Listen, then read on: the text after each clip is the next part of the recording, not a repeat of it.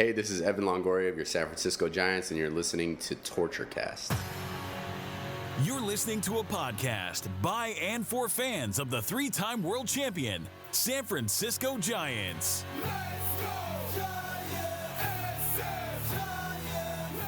With hosts Chad King and Eric Nathanson. This is Torture Cast.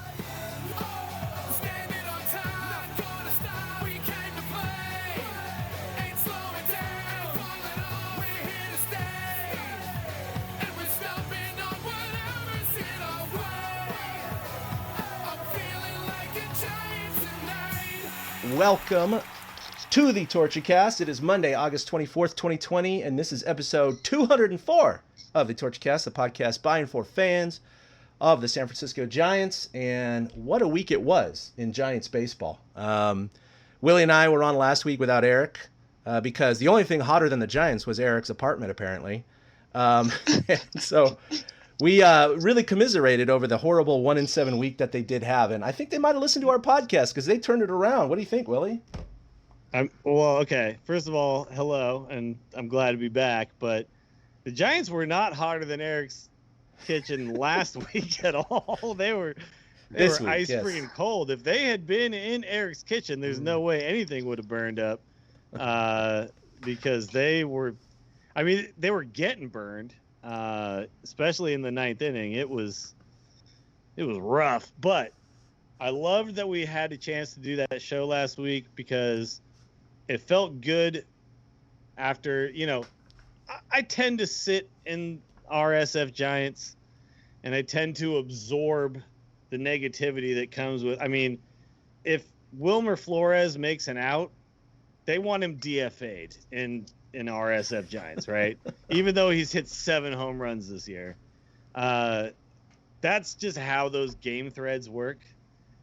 And it's like kind of depressing to be a part of that when you're in a slump like they were. You would have thought that none of that existed if you were in there this last week, because this last week, God, Kapler's a god. Everybody on the team is the best player of all time.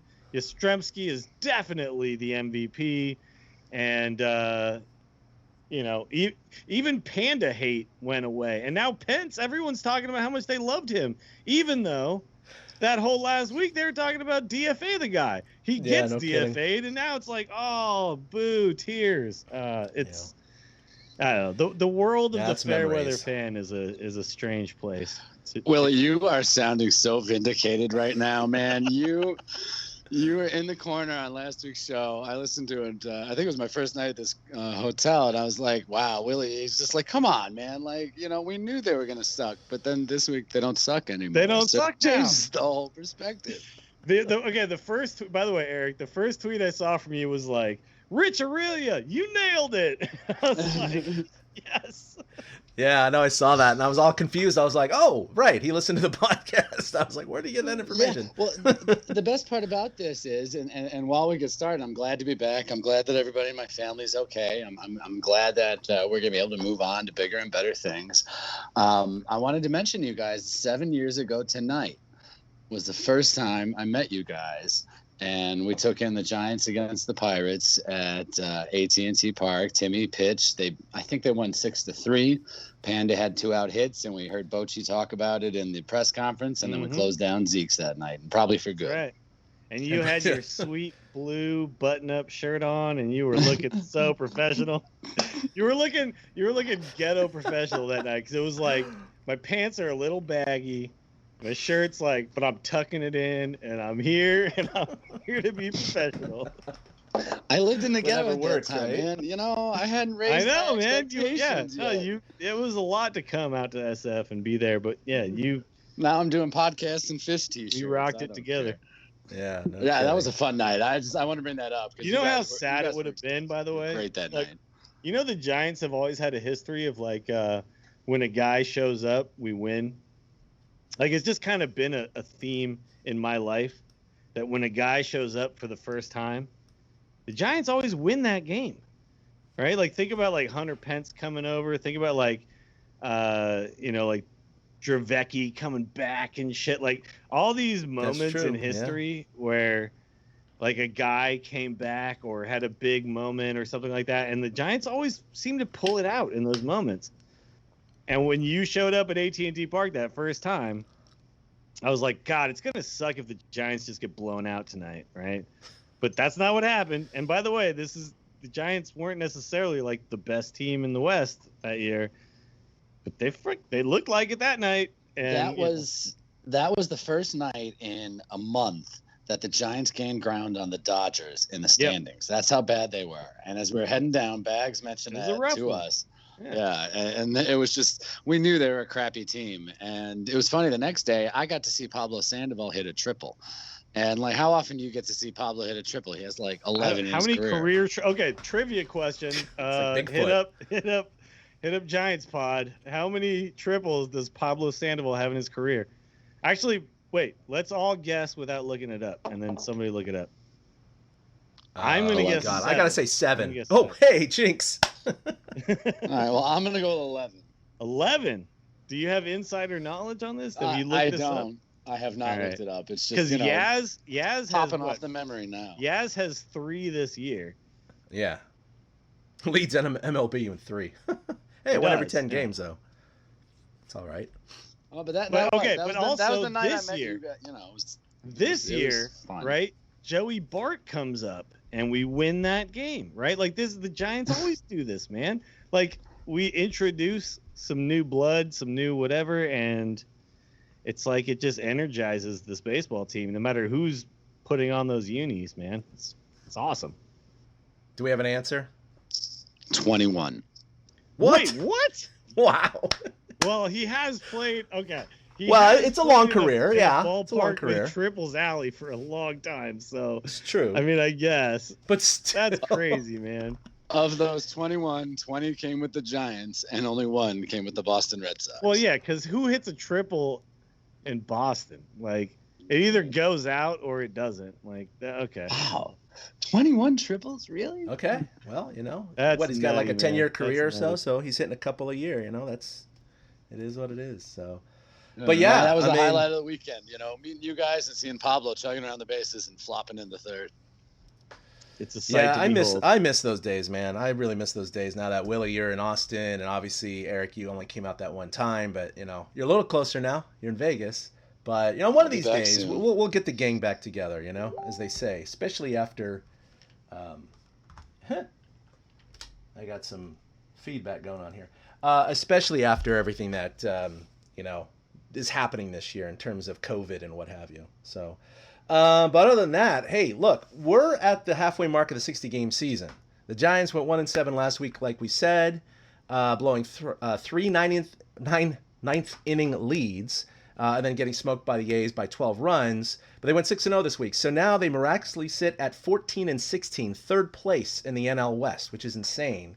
But more importantly, they're back in the expanded playoff race. They currently sit only in the 7th seed position. So it's just by percentage points. But, I mean, this is a team that we kind of were nailing the coffin closed last week, Willie. And now suddenly they're in the race. And they're halfway done the season. It's pretty awesome.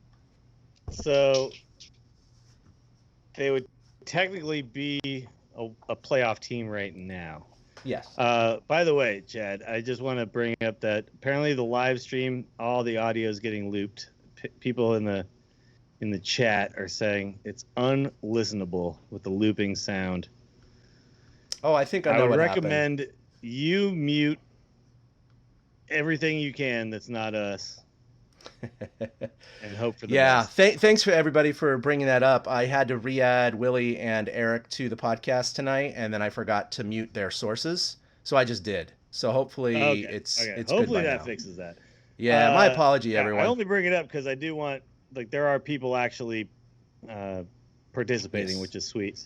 But I mean the Giants are, they're 8 games behind the Dodgers. Sure, fair. The Dodgers are a really good team, and we're about to face them tomorrow.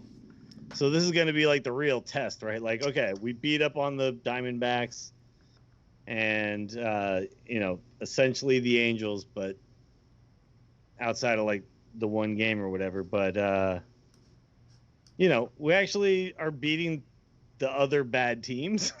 So as a bad team, that's where you want to be, right? Like you're like the least bad team. And like I said to you last week, it's like we didn't expect us to be a playoff team. So I don't know why people are acting like when we blow.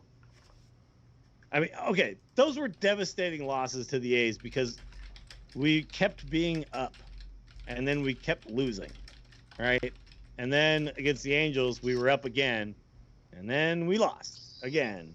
And it was just like that, it's like get hit in the gut. It was like playing like Mike Tyson's Punch Out, and you're against like Soda Popinski and you hit him once in the stomach, and then and then again, it's like the third one, that's when he goes down. And that's kind of how like the fans kind of had to feel at that moment. Like, come on, just enough is enough already. Can we just win a game? We're winning by 5, and apparently not. But then what happened is apparently Kapler understood that maybe Gott isn't the guy. And it's kind of worked out, right? So now here's another point I'm going to make, and I could see both of you guys want to say. But here's another point I'm going to make. A lot of people were saying like Bochy would never do this. Everybody's forgetting that in 2010, the reason that torture became a part of our mantra was that every time Brian Wilson came in to close a game, a runner would end up on third base, like every game. Yeah. The winning run would be on second or third, right? And Bochy would not take him out. Santiago Casilla, Sergio Romo obviously was a different case because he's insane. But Bochy was another manager who stuck with his guys and said, this is my 9th inning guy, and I'm going to give him a long leash. And that's not a thing that's new to being a manager. Kapler's not the first guy who gives a long leash to a guy he's deemed the closer. Yeah, but you're almost counterintuitive to what you were saying about how Kapler's doing anything and just futzing with the roster and just throwing anything at the wall and seeing what sticks. He should be doing right. In a short season, like I was screaming this as I was listening to this. In a short season, you got to just yank guys when they're not hot anymore and let other guys try to do it. And honestly, the offense, as we're going to hear as we go through the highlights, the offense absolutely carried them this week, plus Tyler Anderson. But I mean, if Kapler is going to just keep throwing things at the wall, he's got to have some leeway to yank a guy like Gott when he stinks like that. I mean, to be fair, Kapler shouldn't have put him in the 5-run position in the first place. But do you think, though, that Gott wasn't – okay, so when you're the manager and you have a pitching coach and you have – like, as a fan, we're looking at is results, right? But do you think as a manager he's looking at – like, his stuff looks sharp. They're hitting good pitches. It's, to me, I think it's like when guys are like walking guys, right? Because like that's what Brian Wilson was doing, Santiago Casilla was doing. Like if guys are hitting the pitch where you threw it where you wanted to, and then they just hit it anyway because they're big league hitters, that as a manager you feel like you're supposed to stick with that guy. Because I think that like, okay, if he's hitting the spots and he can talk to his catchers and ask them, I mean, does he look shitty? Like, is he missing? Like, whatever. And I'm sure they have signs for that. Like, hey, man. And obviously, we also have signs for you look shitty. That's not Buster Posey anymore. The ball going over the fence is also a sign. No, but guys hit bad. Like, guys hit good pitches over the fence in the big leagues. I'm just saying, like we have to understand as fans that we don't have all the information that they have. Like, all we see is that it didn't go well. We don't see why or how or, is there a better option than Gott at that moment? If, let's look back at the Nationals series where what's his name kept getting rocked. And, because he kept trying to throw fastballs past Hunter Strickland. Yeah, Hunter Strickland kept trying to throw fastballs past past one of the best fastball hitters in baseball and kept giving up home runs. As a manager, you got to say, like, okay, do I go away from this guy? And, like, we think, okay, yes. But as a manager, maybe they have information that, no, he can throw a fastball past this guy. Or, you know what I mean? It's like they're looking at a lot more information than we are. So this is one of the things where I, like, kind of defer to people who know more than me. Oh, of course. Like, Dr. Fauci knows more than me when it comes to coronavirus. But if, 150,000 people in America die from coronavirus, I'm like, yank Dr. Fauci. Yank him, dude. Get him out of here. He's clearly not doing his job. And it's like, well, maybe the information isn't necessarily, like, I'm not privy to it all. You know what I'm saying? Like, it's not 100% clear to us. Like, I know this is kind of like an esoteric point and, like, maybe a little bit hopeful, but if Steph Curry misses 5 3-pointers in a row, we're going to tell him to stop shooting threes. Like, yeah, I mean, everything not, runs in numbers, like, right? If Gott's fastball still has zip to it and is still, like, hitting the spots he's trying to hit, is it his fault that they're hitting it out, or is it just that these guys are really good hitters and they're hitting it out? Like, the A's are good freaking hitters. Yeah. The A's are amazing hitters. They're hard to get out. One thing I loved about statistics is I used to do so much of it, I still do in my job, is there's always runs of numbers, right? And obviously the better you are at something, you're going to have less outliers, fewer outliers in terms of the bad performance. But even some of the best players can just run into a wall, like you were saying. Steph Curry missing 5, 6, 7, 8 3-pointers in a row, got blowing 3 saves in a row, giving up 3 home runs, that kind of stuff.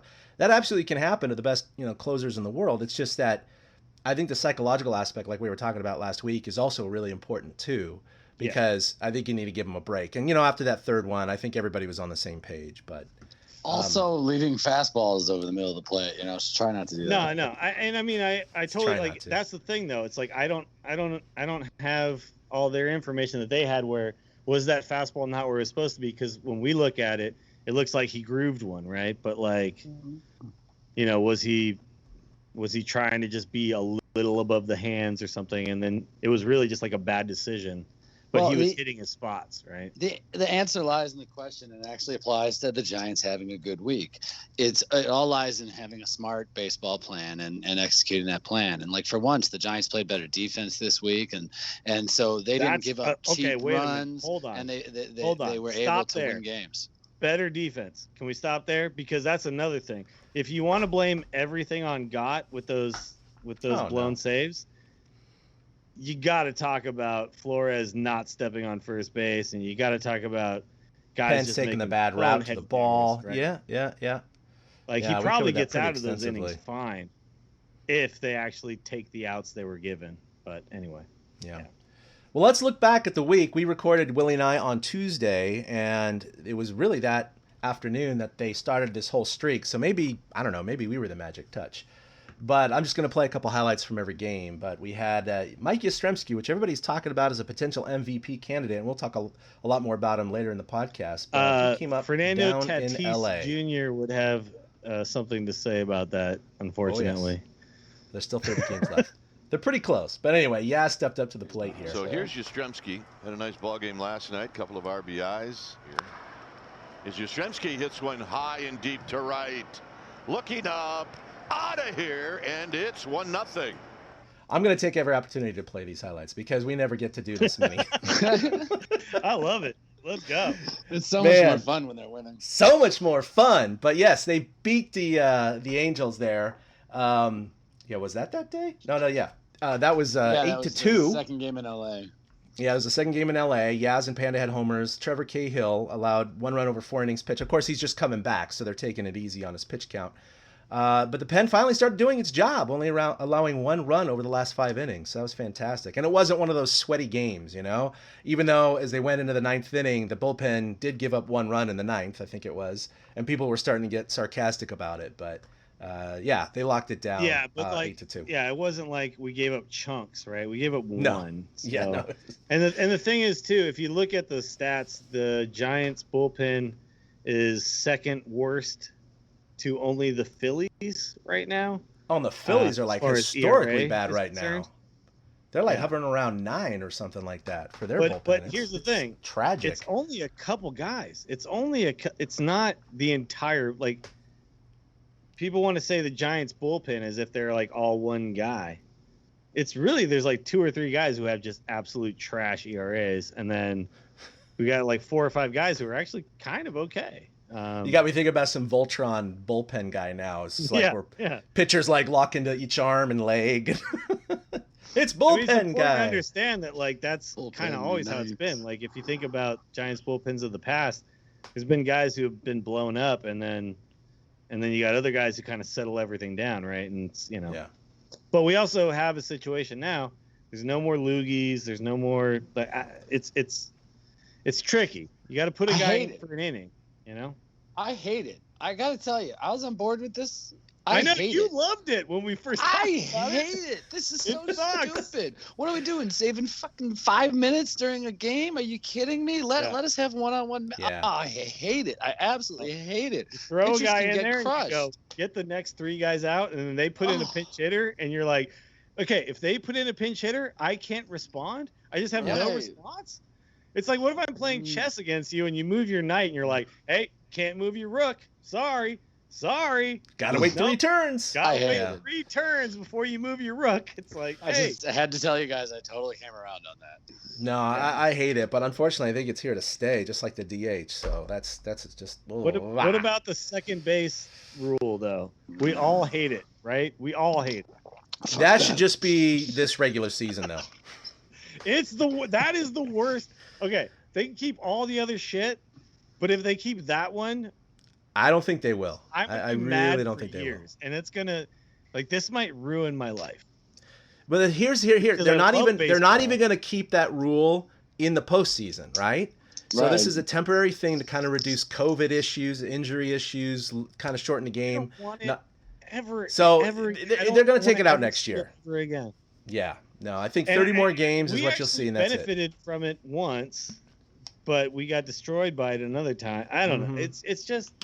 So the Giants had one game where, what was it, the Padres? Or is it the I was A's? at that game when they lost 12-7. Yeah, and it was all in extra innings. Yep. But no. The other game. No, I'm not talking about that one. I'm talking about the game where we gave up a run in the 9th without giving up a hit. We went 3 up, 3 down. Right. Gave up a run, and then the other guys struck out the side, and we lost the game. But our guys didn't actually give up a hit. It was sack fly, 3rd out, and then the Giants came up, strikeout, and then game over. Yeah, that's right. It was a ground. Yeah, I think it was a ground ball. Moved him to 3rd, sack fly, scored him, and that was all exactly. She wrote. Yeah. Like, I don't want to ever see that ever again. No. And by the way, okay, you guys remember Ty, the Astros fan who came on here? Of course. Great guy. It sucks for him this year. He is getting berated left and right. By the way, it's a rough year to be an Astros fan. But we've been texting back and forth all the time because, like, I'm rooting for the Astros because I love him. I get it. Fuck the Astros. I get it. All right, but he's my best friend here. Got to give him support. But we've been texting like, why are they not just bunting the first guy? Like, just bunt the first guy.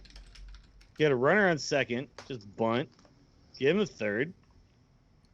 You got a chance to sack fly or whatever a guy in, and then if that guy doesn't work, you get a chance to, hit a little dinky whatever bullshit thing, and then you score the run and you win the game. No one's doing it. Not a single team is just bunting the first guy in the 10th inning. Yeah. Isn't that weird? Wouldn't you do I don't that? even If know. I was the manager, I'd be like, yeah, okay, bunt the first guy. Let's go. I haven't even followed it. Has it even happened at all this year? Has one team used that? Has one? No. Not one. And, like, the Giants would be the perfect team to do it because we don't have – I mean, yeah, we're hitting a lot of home runs, but we don't have, like – I guess we do have the explosive offense now that – We do. That's the thing. Now they're doing well. But isn't it better to just score the one and just try to secure the victory? I think It you're depends at the on most who you trust. advantage. Yeah, if you hold the let's say your home team, right? So the Giants are home. They go to the extra innings, the 10th inning. Visitor doesn't score a run.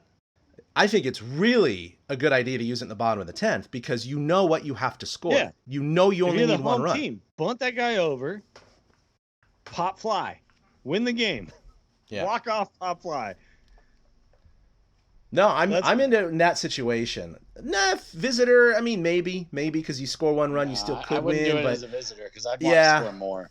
you want to score more Do than you one think that this generally. is an unwritten rule? Do you think that the managers and shit all got together like saying like, by the way, don't hit a grand slam 3-0 when you're up 7, and also Oh my God. Never and also apologize. don't Never bunt. apologize. Don't bunt in the extra innings with the guy on second?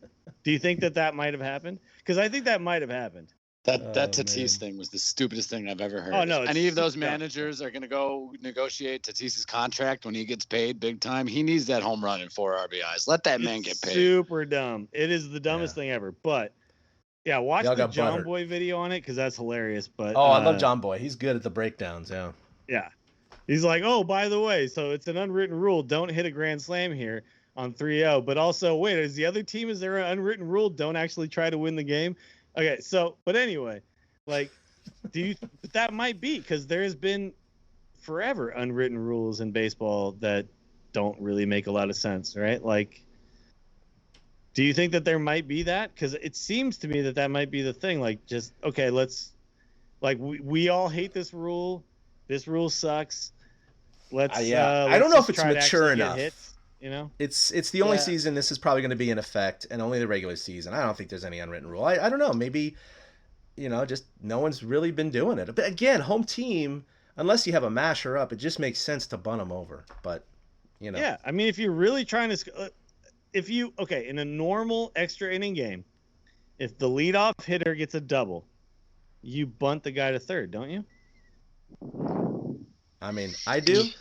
But we're not In the managing 10th Major League Baseball games, Willie.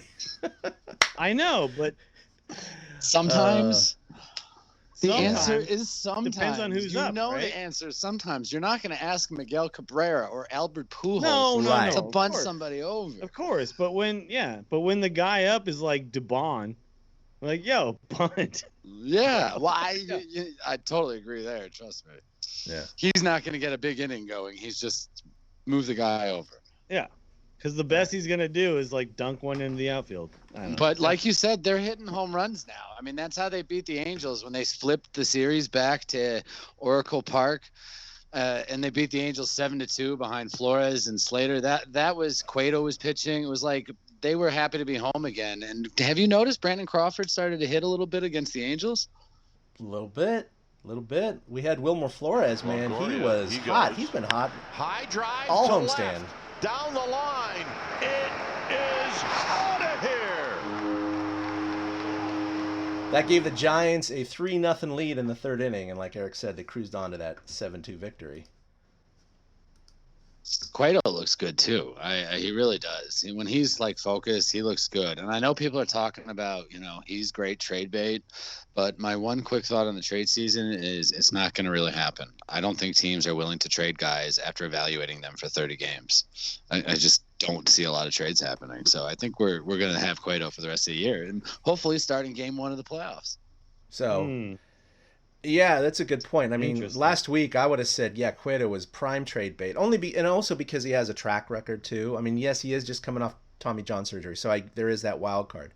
But I think he's a known commodity where teams would have taken a chance on him. But yeah, with the Giants getting back into it now, and they're like 7 days away from the trade deadline. Yeah, I don't know if the Giants are going to pull the trigger unless they, shit the bed this week. We'll see. Well, this happened last year though, right? Yeah, where Madison. Yeah. we had a really good July, and then we were like, yeah, let's hold on to Madison Bumgarner and let's and I gotta be honest. If we're gonna DFA Hunter Pence, I got no more loyalty left in my bones. I think we make the best decisions for the team as a whole going forward. And yes, we're doing well. We're hot. sweet. But if somebody comes with a sick offer of a really top level prospect for Cueto, for anybody in our bullpen, for some of the other guys who are hitting well, Solano, I mean, I'm going to entertain those offers, man. I do think that we're better than people expected. Mm-hmm. But we're not winning the World Series. Like, I'm sorry. Like, But why not? Why not? I mean, come on. Because That should really be in this week's show. Yes, but the Giants. You been watching like the Padres hit a grand slam every single day, and like that's fine. The Giants score 7 runs a game. I mean, no, I know. Look, and I get it, but I want the Giants to score 7 runs a game next year, and the year after that, and the year after that, and I don't want us to sit on guys who are like, I don't want us to keep making the same mistake where we won 3 championships with these guys and we're just gonna like sit on them, and we're not gonna take what would be objectively good trades. And I'm the biggest homer of all time, where I'm like, let's go. It's so exciting for me to watch them win. And I definitely don't want to watch them like lose a bunch more games. But I think we got so much youth that I want to see just get innings and get, plate appearances, get innings pitched. Mm-hmm. I want to see those guys get that, and I also want to see us continue to stock that minor league system. But so that's that what when Farhan's COVID's doing. over, we actually can win some more championships. That's what Farhan's doing. And you'll look back at his Dodger years too. He doesn't trade out known quantities and known names. Sure. He cuts them. And he finds other diamonds in the rough, like Yastrzemski, like Solano, like hell, even Wilmer Flores at this point, and gives them a different perspective and chance on it.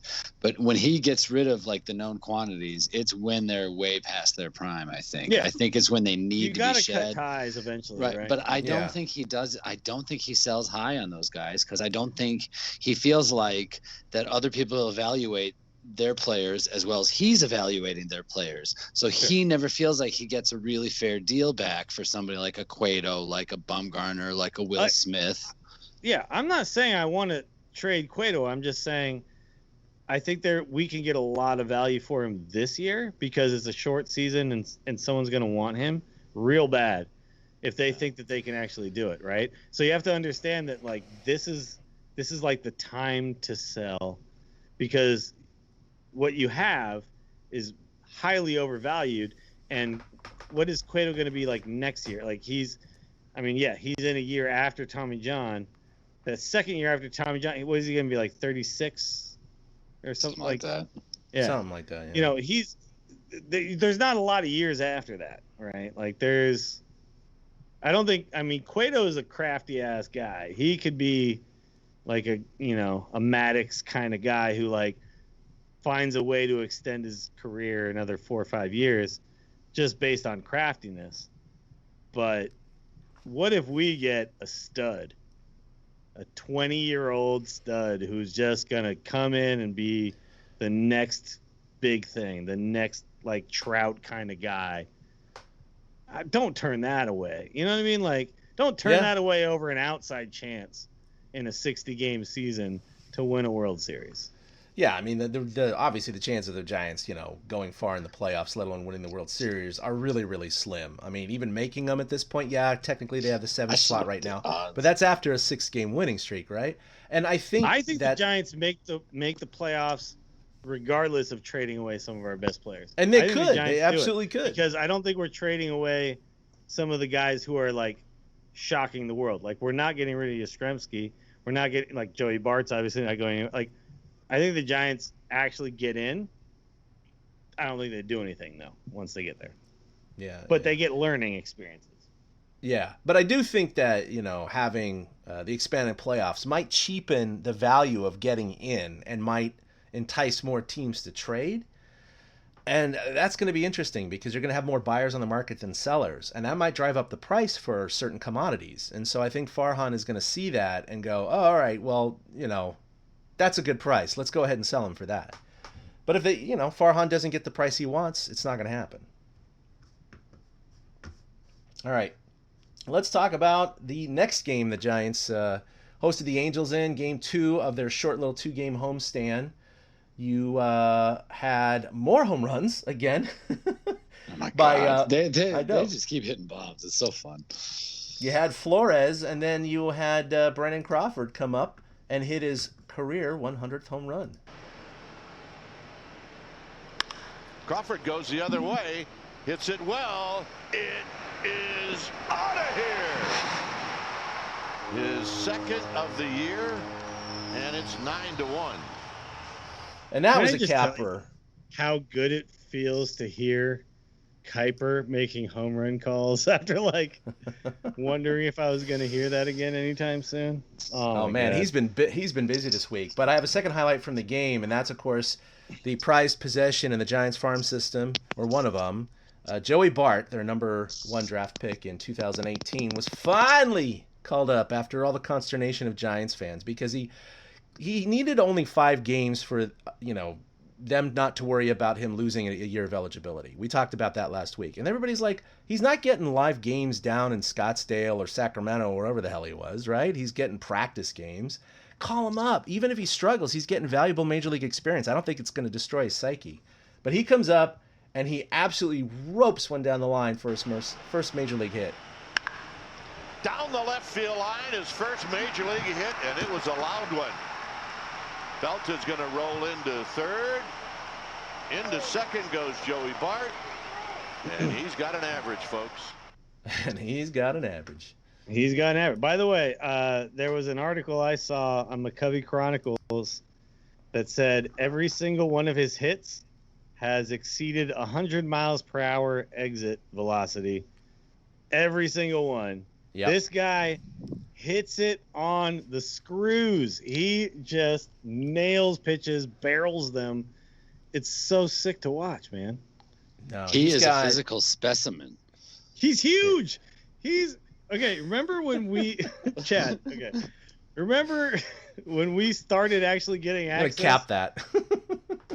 Yeah. Remember when we started getting access to the clubhouse?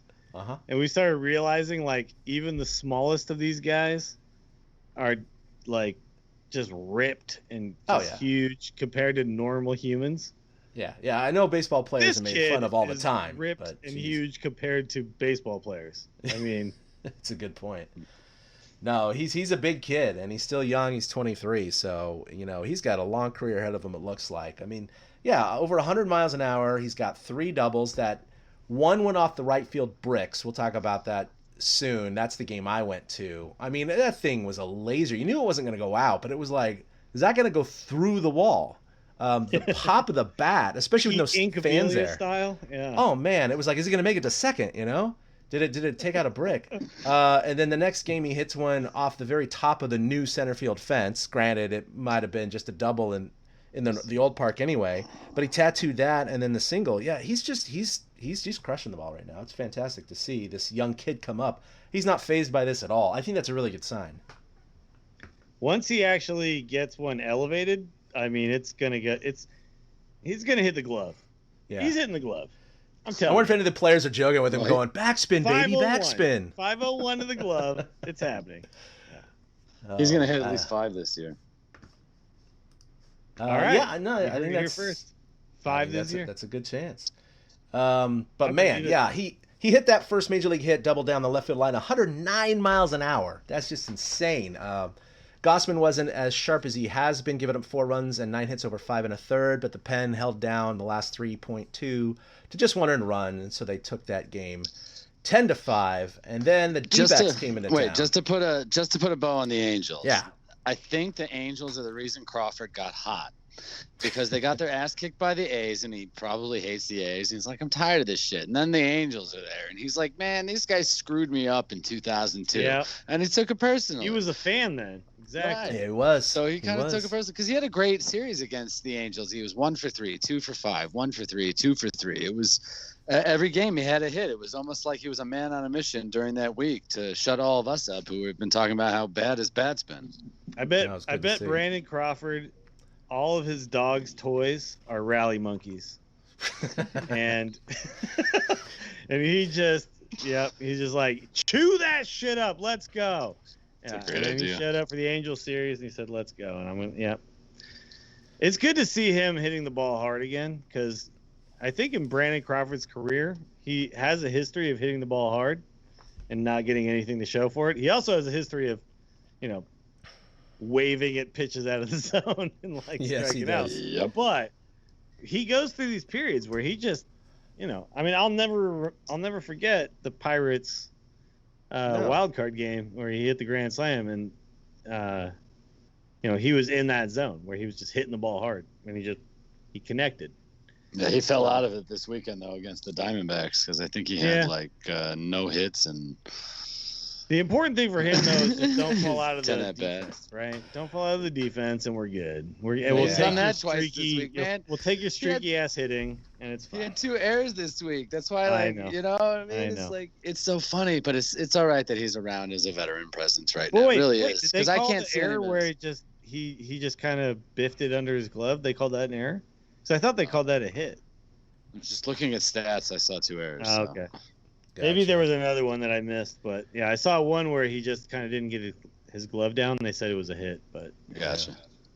Well, he has gotten a little bit more playing time than a couple of weeks ago. He had a heart-to-heart apparently with Kapler, and so I don't know if that had anything to do with it, but maybe he was insistent on trying to get back in the lineup and showing what he could do, and maybe that was part of the Angels' kind of barrage of hits that he had. But like you said, he cooled off with the D-backs, so I don't think we have a renewed Brandon Crawford for the entire year, but it's just nice to see a veteran come around like this, at least for a little bit. We didn't need him for the D-back, so it was okay. It was okay. Right. Yeah. So speaking of which, they came in on Friday night. I was able to attend that game. Logan Webb was outstanding, just 2 earned runs and 5 hits and no walks. That was key. Over 7 in a 6-2 Giants win. But it also featured a career milestone homer for Evan Longoria, number 300. High drive to left. Back is Peralta. It is out of here. This ball number was 300. Smoked, by the way. This was a big boy home run. That was. That was fun to watch again live because without the you had the outfielders, but you didn't have the crowd to kind of judge.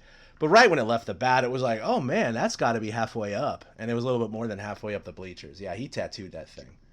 Can I just say, by the way, Chad, everyone listening to this podcast is like, wait, you got to see that live? How?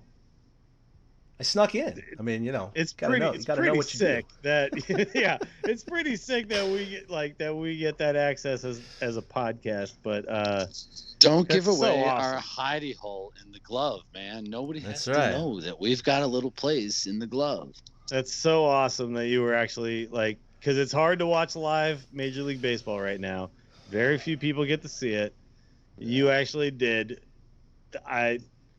If I were you, I'd feel very privileged as a human now. I feel extremely privileged. I mean, definitely for the years past when they've given us access, but this year I had no idea coming in because I knew they were going to have 34 or so credentials for every game, and I was like, how am I going to get one? And I was denied for one. It was the opener of the A's. But it was like I'm 2 for 3, right? I asked for 3 games. I've gotten 2 of them so far, and so I guess it's we're way low on the totem pole. But if they don't have 34, they let us in. So it's been fantastic, and they're just very we're not gracious that about low, it. man. You're getting accepted 2 out of 3 times. That's a good batting average. Hall of Fame worthy. Ty Cobb didn't hit that good, so That's right. All right, so then the Giants went and took game 2, 5-1. And this was awesome, man. This is something I did not expect to see, especially because the first quality start for the Giants didn't even come till a couple of weeks ago. But it featured the first complete game of the year for the Giants. Tyler Anderson only allowing 1 run and 3 hits, in clearly the Giants' best start of the year. Yaz made that great catch against the wall. Bart had another double. This is the one that was off the very top of the fence, and the D-backs were very feeling in a gifting mood, so they issued 8 walks, including consecutive walks with the bases loaded, in a 4-run 7th that put the game away. Mm-hmm. But I mean, woo, Tyler Anderson, that was fantastic, going the full CG. So you didn't expect Kepler to necessarily let him do it, but with a 4-run lead, I'm glad he did. And he let him go with a guy on base in the 9th inning. Yeah. I did not necessarily. I tweeted it when the guy got on base, because this is one of the few games this week I got to sit down and watch, and live as it was happening, because for some reason I get Angels games, and Yeah, Vegas gets Angels games, I think. Yeah. Yeah, Angels. Weird, I got the D-backs. Sorry, D-backs games too, because that's what this was. D-backs game. I had the D-backs. I had Steve Berthium all weekend. Forget about that, Kermit the Frog. But after the guy got on, I tweeted out immediately. I'm like, don't take him out yet, because it wasn't necessarily a hard hit. He was still getting the contact. Tyler Anderson looked better than anybody's looked all year, and that Yaz catch was the turning point in that game. Because if Yaz doesn't catch that ball, the runner on first is going to come around to score. The runner's going to get at least a triple out of it, because it's going to kick off one of the archways there, right where he went to catch it. And Tyler Anderson's probably not long for the game after that. Like, that whole catch changed the whole series of outcomes. And usually that stuff goes against the Giants lately. And for the first time, it felt like, wait a second, maybe there is a little magic inside. Yeah, he kind of was getting similar, very close to the Hunter Pence chalk outline there in right field. It was like, yeah, it was almost like a 1-to-1, right? Like it the was same spot on the fence, the same sort of awkward layout. Like it was pretty sweet to watch. Yeah. It felt like one of those moments where it's like Ishikawa, the Giants are going to the pennant, like one of those kind of like parallels within the history of the Giants that is super fun to watch. Obviously, like, not that big, but no, for regular season season games. Seeing this closely, yeah. Yaz is just so much fun to watch. Also, though. Yaz has had a couple of bad moments in the outfield, like really bad moments in the outfield, like taking really bad routes and stuff. Mm-hmm. He's made a couple of great plays, but he's also had a couple of kind of boneheaded moments where you felt like something's off about Yaz right now when it comes to fielding. Like, he's breaking in on balls and stuff like that. It was good to see him, make a catch like that. It was sweet. Now, I got a point about him later when we talk about his WAR, so that's a really good thing that you brought up. So, speaking of Yaz, he turned 30 yesterday on Sunday, and he said, "Hey, it's my birthday. I'm going to hit a home run." On Yaz's birthday, he struck out and he's rolled out to first. Hit into center field and hit well. On the move is Marte. Still on the move. At the wall. Out of here. And on his birthday, Yastrzemski gives the Giants the lead. Now, this was definitely this was a new bullpen home run. So this was not a home run in the old park. So, but we'll take it. Why not?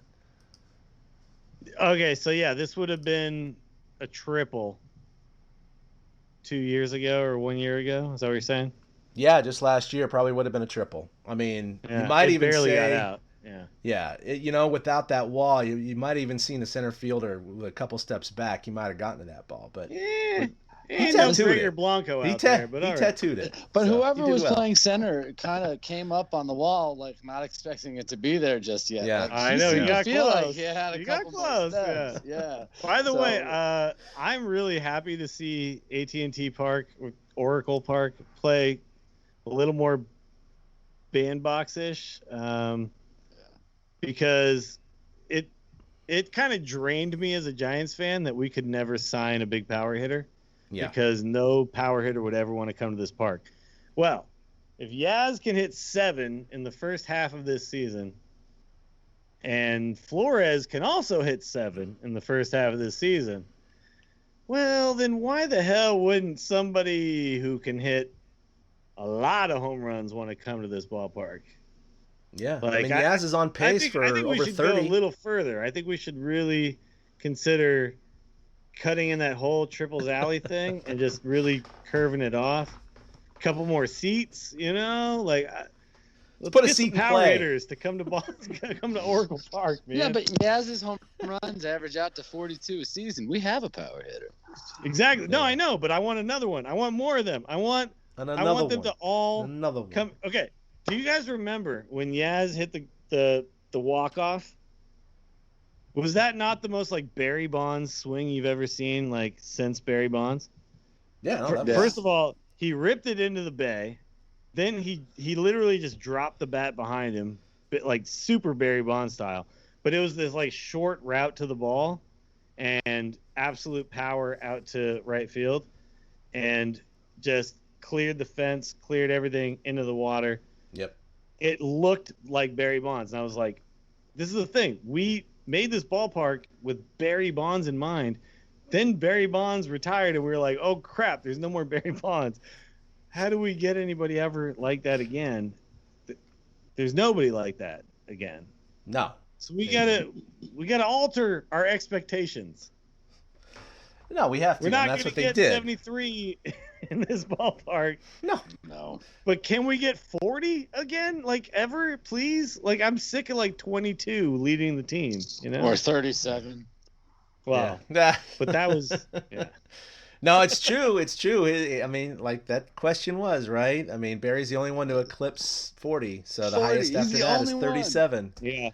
All these other teams And have like 40 every when year. Rich did it, and when Jeff Kent did it, everybody kind of expected it. But when Rich did it, like that was like, holy Yeah. crap, this is crazy.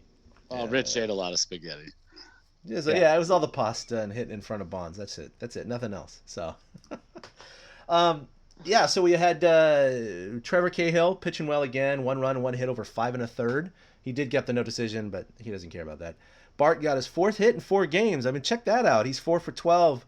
He's got a good average. He's got 3 doubles. He's got a 4-game hitting streak. He's looking good behind the dish. I mean, no complaints so far for Joey Bart. Not even if he was 0 for 12, I don't think anybody would be complaining. But I think it's just really, really great to see this kid come up and just smash the ball like he has been and playing to honestly with confidence. It just, you look at his face in some of the pregame stuff and he doesn't look like the game's too fast for him. He looks like he's very comfortable where he's at. He struck out the other day, and the way he just carried himself back to the dugout and the look on his face was just kind of one of, damn, I should have expected that pitch. It wasn't like, how the hell did I strike out? It was, I should have expected that pitch. I have to adjust for that for next time. So he's not just the physical. Right? He really does. I think this guy's going to be a stud. But then again, I said, other guys have. But Okay, so Buster Posey, when he came up, he didn't get a hit for like a while. Right? Like, didn't it take like a week for him to actually get? I think he was 0 for 10. Yeah, something like that. He didn't get a base hit for a while. And I remember I was at, this is like a weird like side story, but I was at a game where we didn't call up Buster Posey, but he was like, he didn't play a game yet. It was still Benji Molina was still like the catcher every day. But Buster Posey was not at the minor leagues anymore. And he was with the team. And at the time, basically all he was doing was catching the bullpen sessions. So a guy would be warming up and Buster Posey would be catching. And some dude hit this is the time when the bullpen was still on the field at AT&T. Some dude hit like a foul ball that went right towards the bullpen. And he like backhanded it without looking at it. And the whole crowd went crazy. They were like, oh! Like, and he had nothing to do with the game. He was literally just catching a guy warming up. But he made this weird, like, no look behind the back catch. And that's how excited we were for Buster Posey at that time as a fan base. We were so stoked to see Buster Posey finally do something that we were like, did you just see that? He caught it without looking. Joey Bart comes up. In his first 4 games, he just he just gets a hit every time. Yeah. This is insane. This is topping. Why wasn't he up before? Me, I mean, come on. This is topping the Buster Posey thing. Buster Posey, you are now our first baseman. Brandon Belt, yeah, you're dope, and you just had a really good game. But I'm talking next year. Trade Brandon Belt, Buster Posey, you're our first baseman. Joey Bart, you are the catcher. Let's go. I've been trying to make that deal for like 3 years, man. Yeah. It's time, dude. It is time. I was on the Brandon Belt bandwagon for so long. Sorry, and I love Brandon Belt. I love that guy as a human. He's the awkward giraffe. He does all the weird things. Jen Kent loves him. But yeah, like it's time for Buster Posey to just play first base and not get worn out by midseason and actually like win another batting title. And you know what I mean? Like, Yeah. because Joey Bart is the young kid who he catches a good game. He frames well. I haven't seen anybody shake him off yet. Like he's the full package, man. He's the real deal. He is. No, he is, man. I mean, I'm just excited. Again, the only regret is that I wish they brought him up a little bit earlier. But that's okay. We got 34 games. Yeah, to see we didn't this need year. him earlier. We need him Whatever. now, and It's we all need him good. the So- next 10 years. I mean, I think clearly this week, what made the difference? Yes, their offense actually has been pretty good all year. They ramped it up a little bit this week, but their pitching obviously took care of things. They averaged 2.17 runs per game allowed during the 6-game winning streak. But they averaged exactly 7 runs per game. So, I mean, a 7-2 score on average for 6 consecutive games, that's bringing it to the opposition. That's freaking stellar. And don't to be see that fair, that often. starting pitching, going deeper, and having better starts is what's helping the bullpen stack up Yep. better so that Kapler can use guys yeah, in they don't have to situations he pitch wants. 7 innings. Right. They only have to pitch 4. That's the domino effect of the pitching staff. Even with 15, 14 guys on the pitching staff, there's still the domino effect. Yeah. And what I thought was crazy, it's only 30 games, I get it, but they're averaging just under 5 runs per game, 4.97. That would be their highest since they averaged 5.25 in 2004. So it's been 16 years since they've been anywhere close to that number. So that's pretty awesome to see. Also, the Giants are currently 6th in the major leagues in runs per game and batting average, 4th in home runs. Not in the NL, Wait, in the major majors leagues. or the national? No, in the major leagues. Majors? And- Holy crap. You should double check When was that. the last time we I were know that they're 6th in high? the MLB in runs per game. I might have forgotten to add NL for the 4th. 4th in home runs, 3rd in doubles, and then 1st in hits. But they've also played the most games, so that's Sure. kind of part of that. Well, we've so, also had the least guys getting sick to COVID, so yeah, yeah, not too bad. Well, in there. that's the thing. It was just preseason That's and gonna stuff, piss right? me off. Is some Yeah. team going to get No in the canceled playoffs games. after playing like 54 games and the Giants get Yeah, screwed and they man. played all their 60 games because apparently the West Coast is because they're the impenetrable? Cardinals and yeah. The Cardinals. Yeah. Okay, this is funny. My stepdad is a Cardinals fan, and we get on these Zoom calls every Sunday for like family time or whatever. And my stepdad goes like, "Hey, Will, what's going on?" And I'm like, "Hey, man, I'm sorry to hear about your Cardinals. They've only played like 4 games this year." He's like, yeah, I mean that's crazy." And I'm like, "Is it crazy or is it the Cardinals like suck at following the protocols?" And he was like, "Oh no!" He was like so mad at me, and I'm like, "Yeah, dude, the Giants have been pretty good. We were the first team with a walk-off, by the way, and we did the socially distanced walk-off. So maybe the Giants are just doing a better job following the damn rules, because it seems like some other teams." I watched the Giants. I'm like, some guys aren't wearing the masks and some guys aren't doing the thing and whatever. But it looks like the majority are, right? Everyone's got the buffs on and everyone's doing the thing. But there's some teams that I look and I'm watching these games. I'm like, none of these guys give a crap, dude. They're just, they're still high-fiving and hugging and doing, you know what I mean? They're spitting and chewing seeds, and it's like, guys,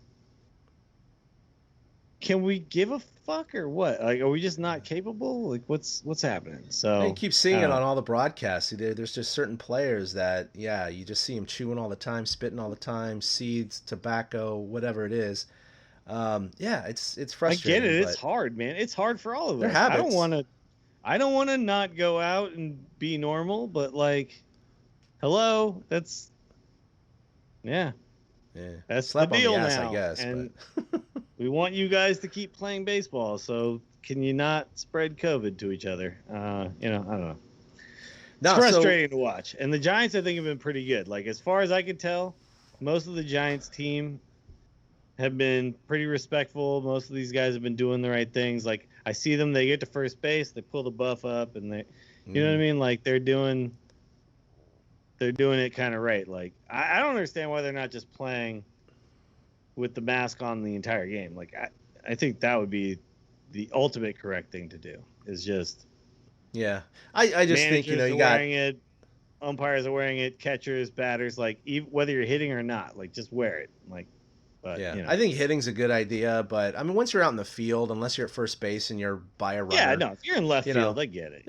yeah, position players most of the time they're going to be fine without a mask. But Giants also, we talked about home runs. They've hit 1.27 home runs per game. I mean, hitting over a home run per game is like foreign territory for the Giants. They haven't done this since 2001. When they had 1.45 a game. So that's been a lot of fun to see. Barry Bonds back then. That was when we had Barry Bonds, yeah.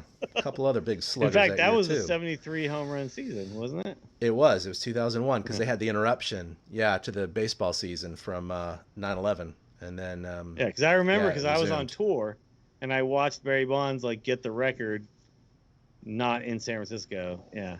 Yeah. I was at Oracle for a 73 off of Russ Springer. That thing was, weren't sure if it was going to go out, but that knuckleball had just enough juice to go out. It was pretty awesome. And then, as we were talking about defensive liabilities earlier, he's leading, not the NL, major leagues in WAR, offensive WAR, at 1.8. He's the third, though, in overall position player WAR behind Mookie Betts and Fernando Tatis. That's in the National League. Wait, can you explain to people what WAR is? Because I think we talk about it a lot, but I don't know if it's like OPS. I remember when that started to be talked about. First of all, what the hell is OPS? Good God, y'all. What is it good for? Absolutely nothing. Say it again. It's good for evaluating baseball players. Wins above replacement, and I'm not going to get into the formula, but it takes into account not just your batting average and RBI and home runs and all that, but a bunch of offensive categories, including they have offensive WAR and defensive WAR. So offensive WAR also brings in like runs created, and that's how good of a base runner you are. What's your OPS? What's your on-base percentage? How you often you get from first to third on base hits.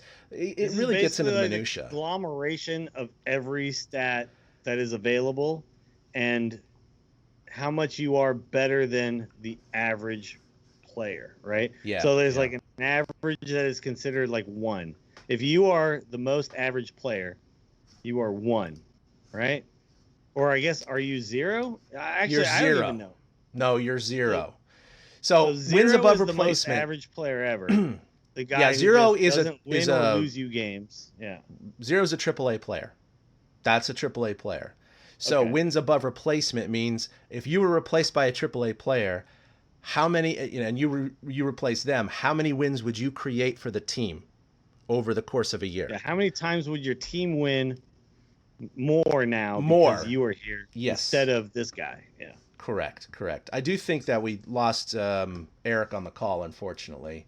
Could be my internet because I think he goes in and out.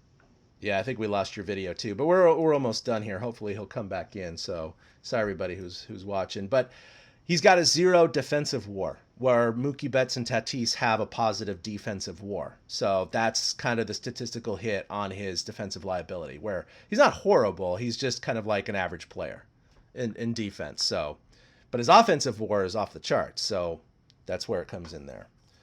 He's 3rd in OPS, 5th in slugging, 2nd in runs scored. So it's pretty freaking awesome. We left off Eric. We were talking about Yaz leading the major leagues in offensive WAR at 1.8, but he's 3rd in the overall position player WAR behind Betts and Tatis because, like you were saying, of his defensive liabilities. His defensive WAR is 0, so he's the equivalent of a AAA player for defense, but he's 1.8 wins he's brought to the Giants in replacement of that AAA player for offense. So it kind of shows you right there that defensive metrics have definitely wrapped into his offensive WAR, or his defensive WAR as being 0. It's funny because I feel like he's looked better in the field lately. Well, maybe he has, but yeah, just for the year, he hasn't been too great. So, all right. Willie, do we have you? I'm here, but no, that's all right. Your video's off. You sound like a phone call now. You guys can't see me, huh? No, and you sound like you're underwater. Are you in a phone booth in 1983? Yeah. I don't know, man. That's all right. We're wrapping up. Don't worry about it. I just dropped it for 1 second. Everything was great on my end, and then I can hear you guys super well. Yeah, you just sound like you're in a phone booth, but it's all good. We're almost done here. Oh, really? Yeah. So Donovan Solano, he's second in the major leagues in batting average at 363. Gossman, actually, sorry, third in the major leagues at 363. Gossman, fourth in K per nine. Webb, second in home runs per nine, really low. And Cueto in sixth in hits per nine. So, some of the starters showing some pretty good stats there. Pretty excited about it. All right, and as we come to the close of our podcast, we do have to raise your 40, tip a little to your homie. Hunter Pence, of course, as we talked about earlier in this episode, was designated for assignment. Unfortunately, the Giant great only hit .096. He was 5 for 52. Ouch. He did hit 2 3-run bombs, but that was it. Think of it this way. Joey Bart has one less hit than him. And he was just called up. That's crazy. Right? I mean, that's just like, ouch. So they pulled the trigger. They cashed considerations for a player from the Rays. Who was that? Third baseman Daniel Robertson. So they called up Sam Coonrod, and Gabe Kapler had to have that hard conversation with Hunter Pence. So as we kind of roll out, we'll say a couple of words, but I'm just going to play one highlight that just really stuck in my mind from 2014, a little bit of his post-game speech. As we share this vision, we had another vision earlier in the year. I don't know if any of you guys remember the yes movement. Do any of you guys remember a couple of the home runs we hit with a little yes, yes, yes? You guys remember that? We're going to do this together. We're going to share this right now because I want this vision to come to fruition. We had a vision of doing it with the whole stadium as one. So if you're not familiar, I'm going to tell you guys, you load up like this, load your guns, and when I throw my hand up, you throw your hands up and drop a yes, yes, yes. So you guys ready? Here we go. Give me a One more time. Yes. Yes. Okay, right there. Hold on. Right now, we're not guaranteed another game here at home. Right now, we're not guaranteed that. We got to go earn that. It's a part of the journey. Do you guys want to see another game here at home? Yes. Yes. Yes. That's what I'm talking about. That's together. Now, when you guys, some of you I'm sure might be coming to Pittsburgh, some of you are going to be sitting in your couches, but you're with us and you're sharing that vision. And I'm going to ask each and every one of you, it's not weird if you have to wear your orange hat or your Buster Posey jersey, or you got to be in your car driving so Buster can hit a home run, or so Afelt can strike somebody out and not throw a scud. It's not weird. Yeah, I don't know why Afelt scud came to mind, but it did. So last but not least, we all want to give you a big thank you. It's been unbelievable. We cannot wait to see you again. One more time, fellas. Yes, yes, yes. Looking forward to seeing you. Thank you.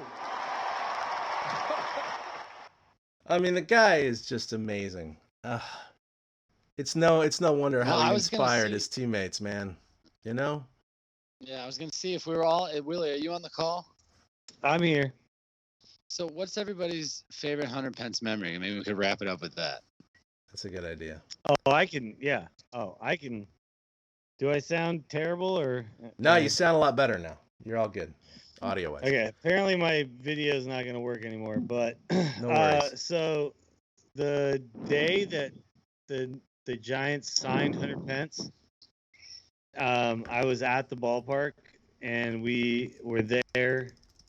Torture style, we had recorded an episode from the Chop House, and then we went and watched the game, and then we heard news the Giants signed Hunter Pence.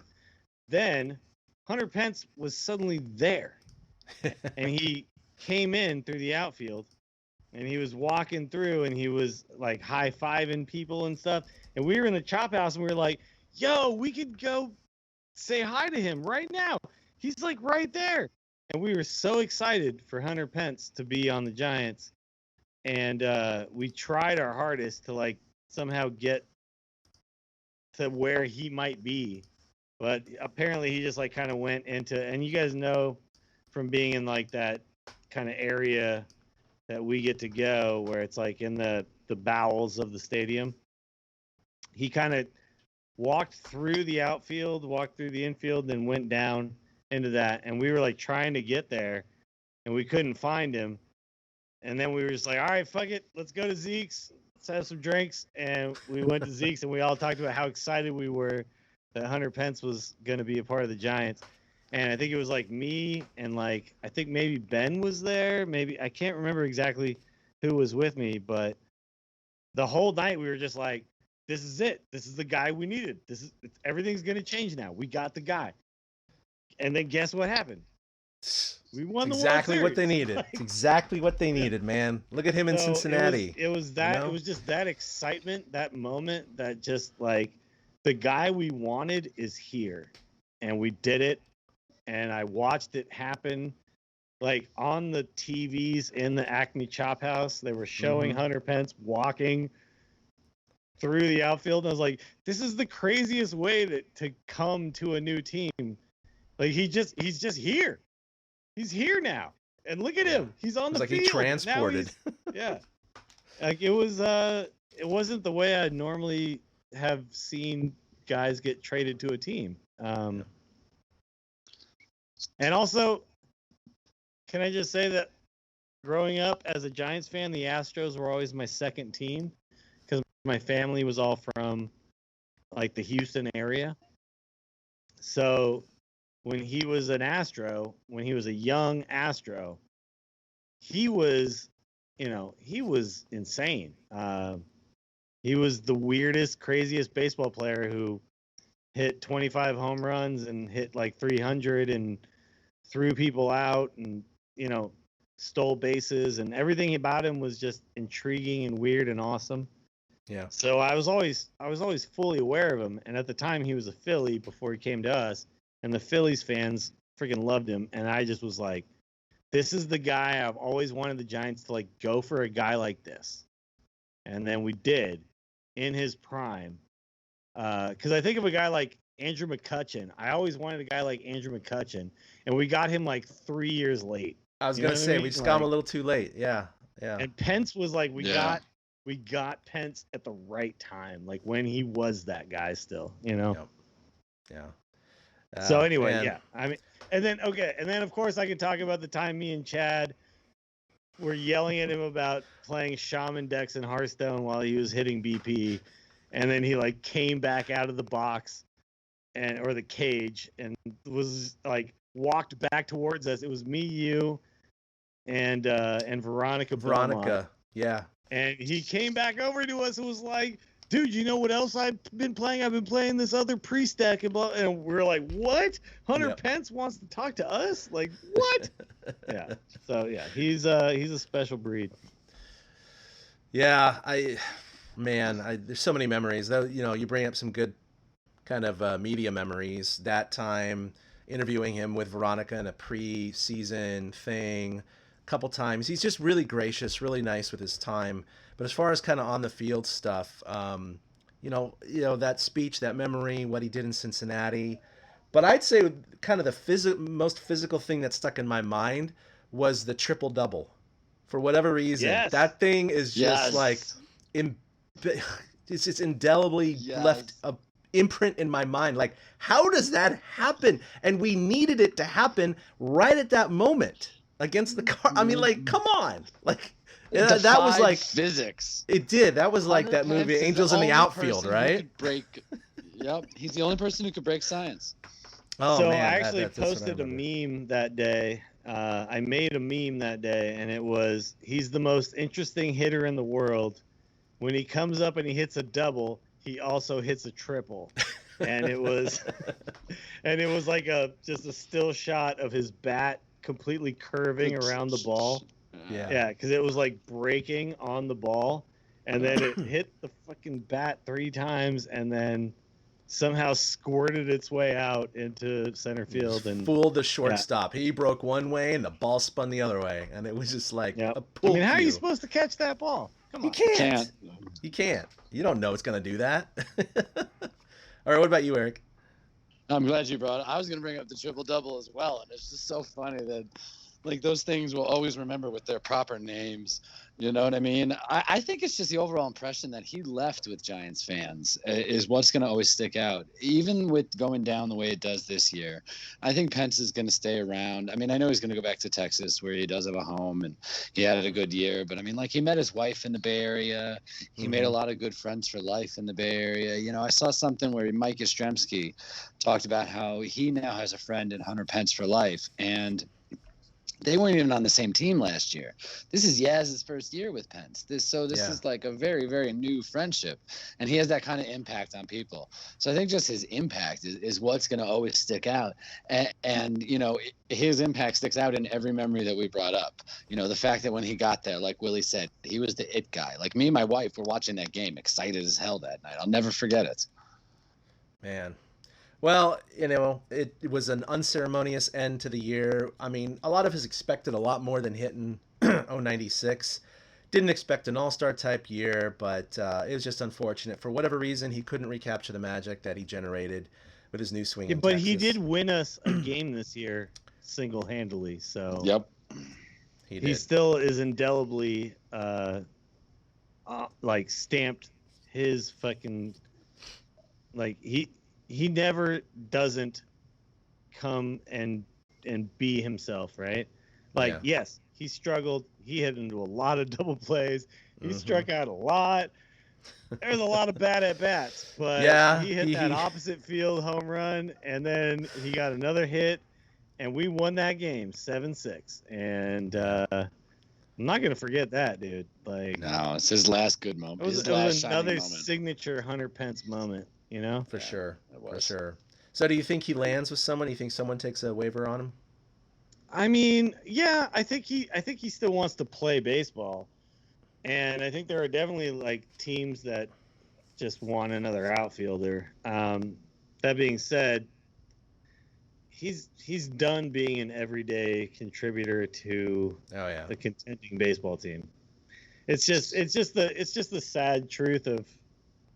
You know, Willie Mays got to be the end of his career, and the Mets were like, "Hey, can you hit 7 home runs?" He was like, "Yeah, I can do that, but not much else." You know, and Babe Ruth needed guys to pinch run after he, you know, got walked. Like that. That's part of human history, right? Like it is. No one can we're avoid we're all guys in our 40s. We get it. We are past our prime, and it sucks. No, I couldn't imagine trying to leg out a triple right now. I feel like I'm just hitting his prime right now. Like, don't rob me of this. And I think Chad, you're also hitting your prime when it comes to like feeding fish in an aquarium. That's right. I'm good at that. But let's be honest. Helping kids with homework. If we play Major League Baseball, we'd all be a little past our primes. Okay? A little past. All right, just a little bit. That's a little. I think about that actually a lot as I've reached the age of 40. I'm like, damn, it's really hard to think about the world and realize, like, I'm never going to get better at this. I can only maintain. Like, I'm never going to get faster. I can only be less slow than I was last year by running. Or, like, okay, so with playing pool, you know, I'm, like, really good at playing pool. But most professional pool players, their prime is like 35-ish. Like that's when they get the best because their body still works really well. But then you get on the back end and then all of a sudden you're like, things don't work quite as well as they used to. And I'm like, can't really get better anymore. That sucks, man. And you know, everyone's going to reach that point, dude. It sucks. Yeah. If I knew now what I did when I was like 18, things would have been a little different, I think. The way I took care of myself and what I did. I can get better at golf than I was. There you go. Yes. I don't think I can't get any worse at golf, so I know there's that. Well, if you really tried, Chad, you could probably. I bet you could get real good if you wanted to. You know. Oh, if I actually golf more than once a year, yeah, I could, but that's the problem. You have to. I mean, you have to try. That's gotta actually try. Yeah, it's like you're never gonna win the lottery unless you play it, right? It's like because I know Chad, golf, like you do amazing things as a guy over 40. Like you've done like triathlon stuff and Ironman things and like things you probably didn't do when you were in your 20s, right? Like you. Well, I've watched you as you know. you've gotten older and you're like Physically, still I in just do amazing different shape things. and everything. Yeah. And like That's when all we it is. hang He's out, like I'm the Joey Bart of our looks great. podcast. That's right. Yeah. You can get better at podcasting. Absolutely. Oh, man. Absolutely, you can. Yeah. Especially, I'm only drinking water tonight, so hey, you know. Wow, good for you. Not me. Whiskey. No, I want whiskey right now, but I'm trying to be good. But all right, well, coming up, the Giants have 3 against the Dodgers to conclude their season series. It's amazing they're already going to be done with them, but they had their first 7, of course, down in LA, and then 3 at Arizona. So hey, look, you know, I mean, obviously the Giants are going to catch the Dodgers to win the West. That's not, you know, in their purview. But again, if they can take 2 out of 3, and even the season series, and just kind of stay relevant in the race. You just never know. You just never know. I know they're going to hit a little stumble here at some point, but if they can play just above 500 ball the rest of the way, just a couple games above 500, they'll be up at 500 at the end of the season, and that could be the number 7 or 8 seed. So it's not too tall of an ask. It really is not. And especially that first round now is not a one and done game. It is a 3-game series against the number 1 or the number 2 seed. And yeah, all 3 games are at their park. But hell, you got a shot that you would have never had in any previous year. You just get some hits. So just go. Get some hits. Just go. Get in there. Yeah, it's not like you Don't start worry. down 5 runs.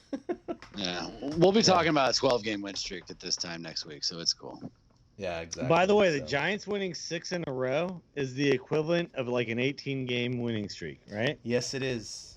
Of course, they lost 5 in a row prior to that, so there you go. But So that was the equivalent of a 15-game losing streak. Yeah, but here's the thing, though. If the Giants get to the playoffs, we know all bets are off, dude. Like 2014, come on.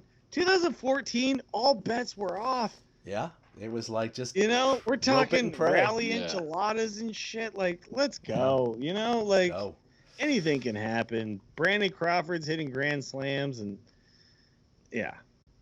Well, this is a much more. That's how baseball works. Baseball doesn't It work is. the way that basketball works. If you have to play against Michael Jordan in a 5-game series, you don't get to walk Michael Jordan. Yeah. In baseball, it's not about one guy. It's not about, you know, like even No, if and they this- have a sick pitcher, even if they have a Justin Verlander. I mean, we're still going to kick his ass. Barry Zito's going to wreck him. But, you know what I mean? Like, baseball doesn't work the way the other sports work. No, Like, and the it's, small guy can rise to the occasion. You know, yeah. your Cody Ross, your Ishikawa, your Renterias, your whatever. I mean, it's Exactly. just like Exactly. That's what's so Look- beautiful Look at about it. all these heroes the Giants have. And Yeah, which Scudero, big you know? name did we have outside of like Buster Posey and Pablo? No big names. It was always the randos, the other guys, the guys who you didn't expect, who got the job done. You know, We got to And, remember that when Wilmer Flores hits a home run to win the World Series Exactly. and walk off fashion. Edgar Renteria, Wilmer Flores seems like a very possible thing. might be the Why the same hell guy. Who knows? We'll see. All right. Edgar well, Renteria, career 240 hitter. It's gonna Yeah, hit the see? 3-run homer. It's gonna carry you to your first post or World Series win in 50 years. That's how that works. That's how baseball works. It is how it works. Travis Ishikawa is gonna get you to the pennant with a home run to right. I mean, come on. And now you can hit one to center, and it's even shorter. So you I never love know. baseball. That's why I love baseball, because it's the most unpredictable of all the sports, and also the one where there is so much like the stats matter so much. You see the way that they're treating baseball now, all these shifts and all these like crazy things that they're doing, because everything is based on all these stats. But you can't predict that Travis Ishikawa is going to hit one out to right. Nope, no defense for that. Can't. None. Yeah, there's no defense for that. You can say, oh, well, we're going to put in the lefty for him. Well, guess what? He's going to hit it out to right. Well, now you got to stick By the in way, for if you three, want to three cry, batters too. go so. watch Travis Ishikawa hit one out to right, because I often oh do my that, God. by the way. one of the few times like once a since- month. since quarantine started, and Yeah. Yeah. I need to pick me up. So, all right. Well, this was a much happier podcast than last week, but we still had a good one last week. We just had to kind of dig a I was little pretty deeper. happy last week. I thought we Yeah, it was all had a good. good time. But oh no, we had a great I time. But wish we I had been we there were in the eliminating the Giants from any possible postseason contention, and now here we are, did 6 not games later. foresee- I didn't. Okay, yeah, Chad. I did. And now we're like, predict- wait a minute. I predicted a lot of things, but I did not predict 6 wins in a row. No, that's we true. did not call for that. So, But you did get vindicated, and like I said at the beginning of the show, you sounded totally validated and vindicated with the way the Giants played this week. So hopefully they'll keep it up. yeah. Look, you guys know that I'm a very positive fan when it comes to being a fan of my team. Like I'm not one of those guys who, wants to wallow in the sorrow of we suck. I prefer to look at the positives. And there weren't a lot of positives to look at, but what I could look at was we're a young team that wasn't expected to win, and we made some mistakes, but gonna be fine. And look at me now. Look at me now. Hey man, we got a 30-game season now, and they're in the playoffs. So let's go. They're not a bad team. They really would aren't be a bad if team. the season ended today. Mm-hmm. So at least they got to start. All right. Well, that'll do it for episode 204 of the TortureCast. You can follow us collectively at TortureCast, individually at ChadK21 for myself, at Willie Dills, at 2 Out Hits for Eric. That's with the number 2. You can also like us on Facebook, where we're streaming this live. I do apologize for the loopback error tonight. I've written that in my notes to check next time, so I kind of re-added them in. But anyway, I'll have it all fixed in post, so you won't have that echo if you want to see the first 10 minutes of this episode. It will not affect the audio recording. But Eric, I don't know what you have going on, except you got a new place. You got a lot of crap going on. And then, Willie, you're going to be streaming right after this, correct? Mm-hmm. All right. Yeah, I'm going to stream a little Hearthstone, a little Fall Guys. So come check me out, twitch.tv/Willie Dills, at Willie Dills on Twitter is where you can find me. Talking about mostly baseball these days, honestly, but also, politics. I don't know, man. COVID. I wish That's I why. didn't That's have why topic you're du talking jour. baseball. Yeah. Right. That's why you're Rather talking not. baseball. All this other stuff sucks, so it's much easier to talk The baseball. baseball right now. stuff is way better. Yeah. Right. Way That's why. When you talk about being positive, it's the same thing. All right. Yeah. I only talk about it because it's so crazy right now. But yeah. It is. Yeah, We're living through a moment that I think we're going to remember for a very long time. But all right, well, check us out next Monday. We should be streaming live again on Facebook on Monday afternoon, evening. We'll figure it out. We'll let you know. But that'll do it. So for Eric and Willie, I'm Chad signing off. We'll see you next time. Yes, yes, yes. Boom. Boom. A big thank you to everybody for listening to the TortureCast, the podcast by and for fans of the San Francisco Giants. Follow us on Twitter at TortureCast. You can also like us on Facebook or check out our blog at torturecast.com. I also want to say thank you to Ashcon and Bailey for letting us use their song Feeling Like a Giant for our intro. For Ben Lee and Chad King, my name is Willie Dills saying, we'll see you next time.